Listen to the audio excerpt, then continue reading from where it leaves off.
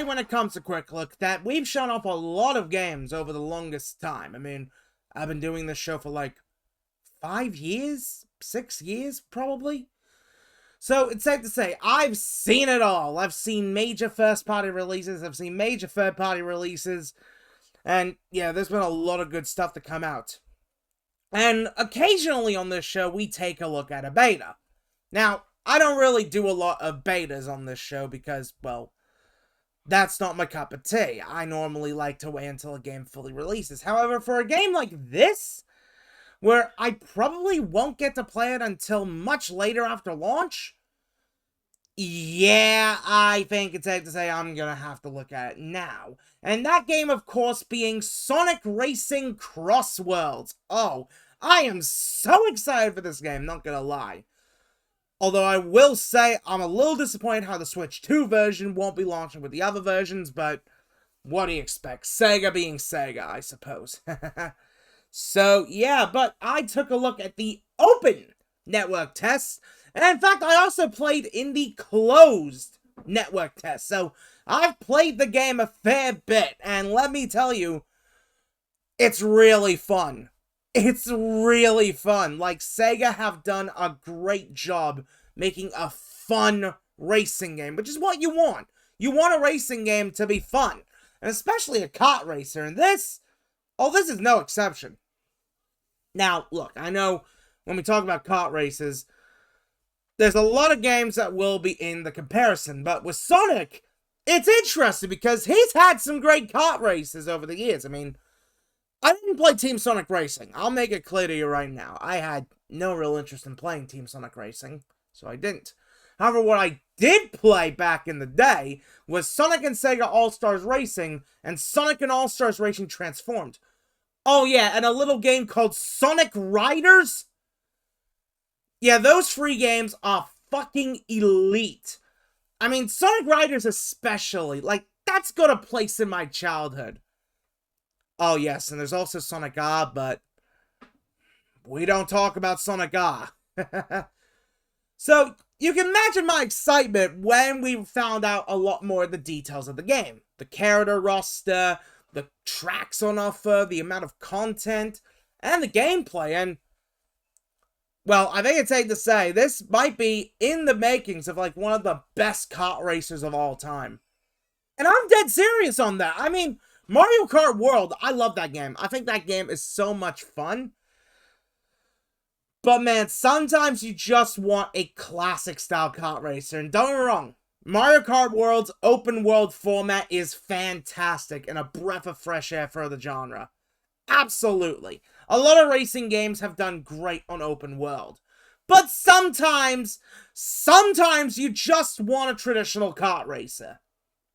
And this, well, this is a traditional kart racer, but it's also not.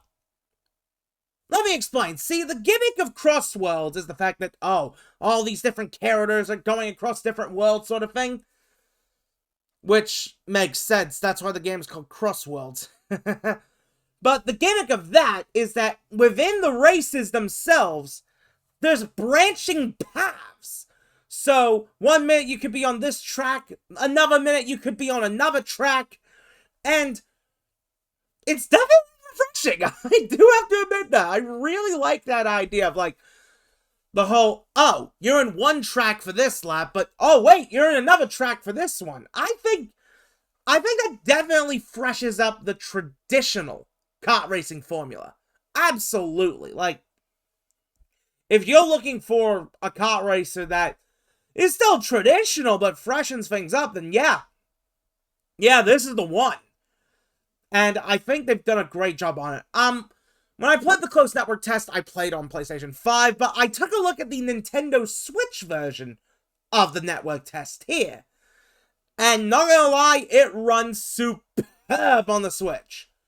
In fact, this is not even the Switch 2 version, this is the Switch 1 version, and it runs really well, which, that is a testament to Sega. Being able to make the Switch 1 version just run really well.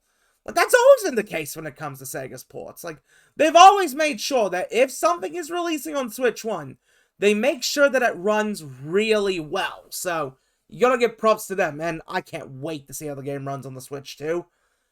I think it'll run amazing on Switch too, absolutely.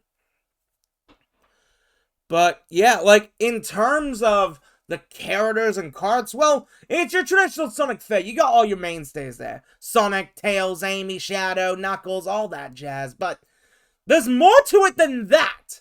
As in this game, well, they are going to the obscures of the Sonic franchise at times, too.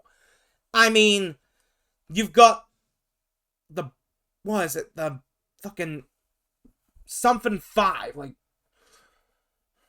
nah, Deadly Six. Yeah, Deadly Six. That's the name of them. Oh, God damn it. I forgot that the Deadly Six was even a thing. Because, well, let's be honest, Lost World sucked. But, of course, the Babylon Rogues are here. My guys, especially Jet the Hawk, who, as you see in the footage, I'm playing as him. And, God damn, he's so good to play as. He really is. And, oh yes, the Extreme Gear is back! The hoverboards, which, as someone who grew up with Sonic Riders, I am so happy. I think Sonic Riders even is getting close to 20 years old, which is kind of insane. Like, as someone who grew up with that game, it feels kind of insane to think that my childhood sort of racing Sonic game sort of thing is getting close to 20 years old. God damn, I feel old. Seriously, though, like, it is just so cool for that to be the case. And, like, the whole Sonic character roster is superb, but they even go one step further. Because while this doesn't have the and Sega aspect to it, there is still a lot of Sega in this game. I don't just mean in sort of tracks, like, I mean, 2 Point bloody Museum gets referenced with a track in this game, which is fantastic. Seriously, though, I need to play more 2 Point. The 2 Point games are so good. I've got 2 Point Campus on the Switch 1. I need to definitely play that soon. But still, the character roster, there are some Sega reps in there. Not just, like, traditional Sega, but now the companies that Sega have folded in. Like, I don't know, Atlas? You know, the people who make Persona? So you can play as Joker from Persona 5 in this.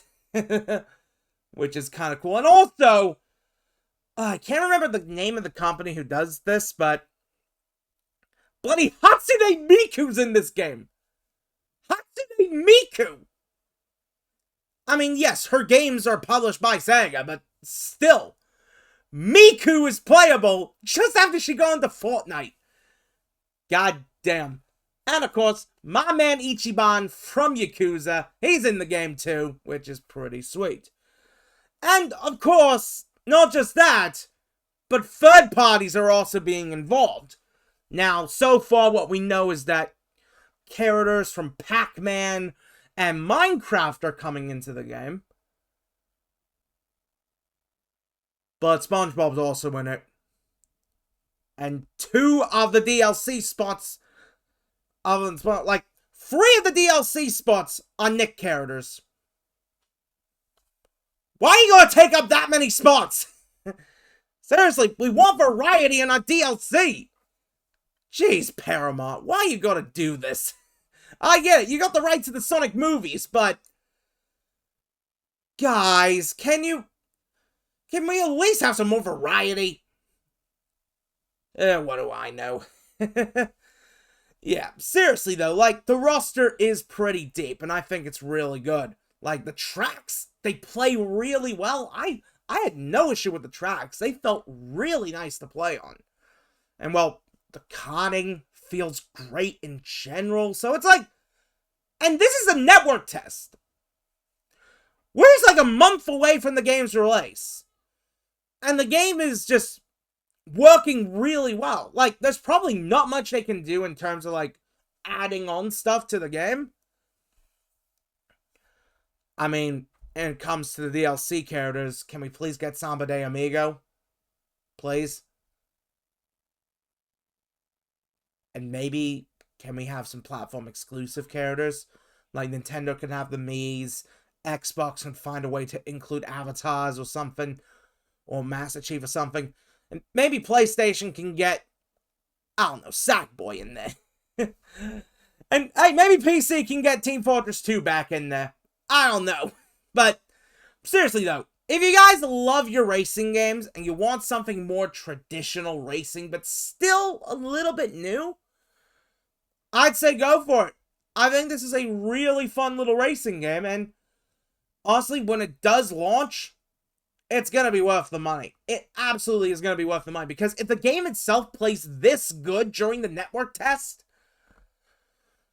yeah, you know, we've got ourselves a really good game on our hands. I'm calling it now. This is definitely going to be in sort of like the territory of best racing game alongside a Mario Kart. And since we got so many racing games this year, the Game Awards, can we please not lump the racing games in with the sports games? Please? Just so I have more of a chance at WWE 2K to win best sports game? That's probably not going to happen, but still though. Go play this game. Go play it. I'll tell you guys, it's been a lot when it comes to these videos as of late. Seriously, if you guys haven't checked out the previous episodes and as well Losers Lounge podcast, please give them all a go. They are worth your time. And yeah, I think that's all I really need to say here. So right, thank you guys so much for watching. It has been a lot of fun. And as I always like to say, I will see you all next time. Take it easy, everyone, and I will see you all whenever that may be. Shining!